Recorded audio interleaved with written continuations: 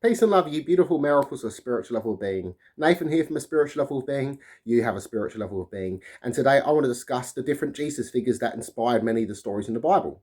Now you might be thinking, hang on, there's only one Jesus. Well, actually, there was a man called Yeshua ben Haniah. There's another man with the same name, but an earlier time. The man who I'm discussing is also spelled Joshua ben Haniah. He was also known as a doomsday prophet. He was a poor farmer. Now, he was handed in by the Pharisees to the Romans, who the Romans declared mad. He was declaring that, he was prophesying that the temple would fall and Jerusalem would fall. Now, he was crushed to death by a boulder. But the interesting thing about this was he was prophesying its fall 7 years before its actual fall. And when he was crushed by a boulder, it was during the Jewish revolt. So it was crushed by a Roman boulder launched by a Roman catapult. Now, the writers of Mark were inspired by this man and added in his story in with Yeshua, Jesus Christ. Now, we also have fragments that were found near the Dead Sea, a tablet called Gabriel's Revelation, and it said this is depicting a man known as Simon of Perea, also known as Simon, son of Joseph. Notice the name, son of Joseph. Now, he was said to be Herod the Great's slave, who revolted against Herod the Great and against the Romans. He was prophesied as a Messiah, and he was killed. He had his head cut off, and this could have inspired the story of John the Baptist. Now, we also have Simon Bar Kokhba, a descendant of David. Notice as Jesus is the son of David. Sorry, a descendant of David. Now, this man here printed silver coins, which is praising Jerusalem's freedom. He ruled around 132 to 135, and he was eventually killed by the Romans. Now, it is said that he quoted from Numbers 24:17, and this in turn made many Jewish men see him as the Messiah. The Pharisees so elected him as a Messiah. Some were against him.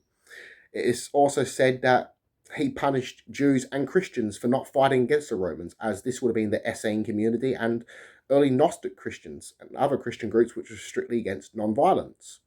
Now, in Numbers 24:17, we'll read this text that he actually said. And I was actually meant to say quoted from. I look into the future, and I see the nation of Israel. A king like a bright star will arise in that nation.